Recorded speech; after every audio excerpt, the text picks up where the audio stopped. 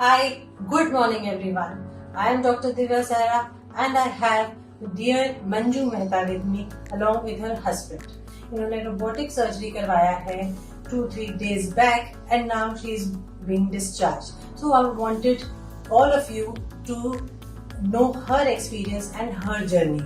तो मंजू जी, मुझे बताओ कि आपका एक्सपीरियंस रोबोटिक सर्जरी से कैसा रहा?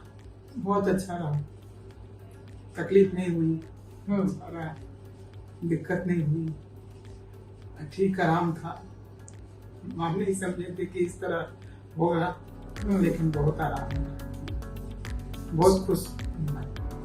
So what you can see is that she's slightly on the higher side with a morbidly obese BMI with comorbidities such as respiratory disorders, diabetes and hypertension. So these are the cases where technology really helps, because when we need to take the uterus out, in such cases giving an open incision is really disastrous sometimes because of the wound complications and the longer period of recovery. Even in laparoscopy, what happens is that the degrees of freedom of the laparoscopic instruments is not that, and there are higher chances of conversion into laparotomy. With the advantage of a 3D 10x camera and fine instrument precision, tremor-free movements and 7 degrees of freedom of the robotic instruments, the recovery is remarkable. So she was good to go right one day after surgery, but it was my stubbornness to keep her for 2 more days, because I know that there is some obstructive sleep apnea component and I did not want the SpO2 to fall. That means that I wanted to make sure that the respiratory pattern is all correct and she doesn't need to be coming again from home, because कभी-कभी जब एक बार discharge हो जाए तो तसल्ली से discharge होना चाहिए.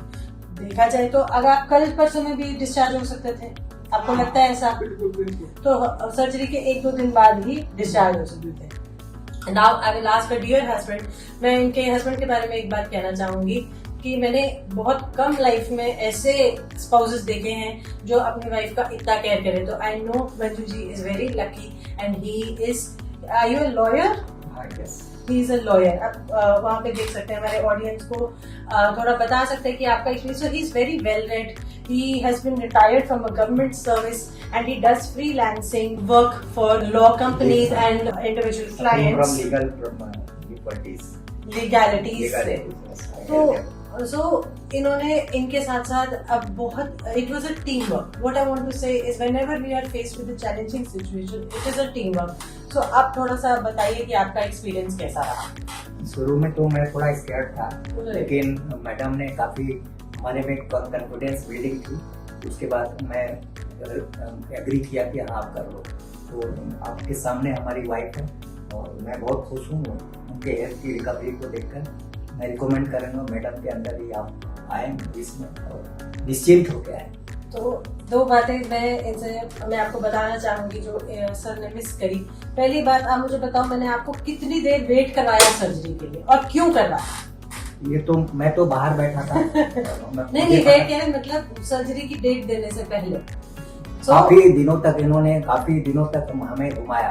उन्होंने कहा कि मैं पूरी तरह से तसल्ली होना चाहती हूँ कि आपकी मिसेस ओबीसी है, तो आप जो है उनको अच्छा से करके उनको रिकवरी कराएंगे. तो जब इनका जो घुमाया का जो मतलब था, मैं स्पेशली ये पॉइंट लाना चाह रही थी आगे, दैट इज कॉल्ड प्रीहैबिलिटेशन. अगर सर्जरी से पहले आप अपने बेस्ट शेप में नहीं है, बेस्ट आपका शुगर बीपी कंट्रोल नहीं है, अगर आपको फंगल इन्फेक्शन या और कोई इन्फेक्शन है, तो आपकी सर्जरी सक्सेसफुल नहीं होगी, आपको तकलीफें आएंगी.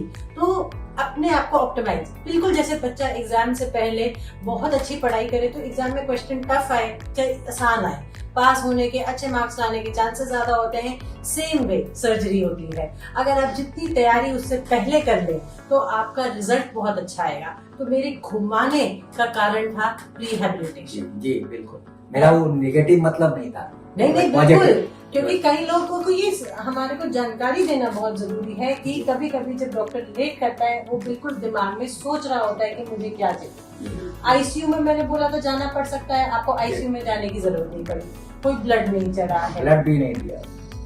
और one point that I would want to add here is that robotic surgery for this condition is very good, but along with that, when there is morbid obesity, then what happens is that you might need to do a bariatric surgery.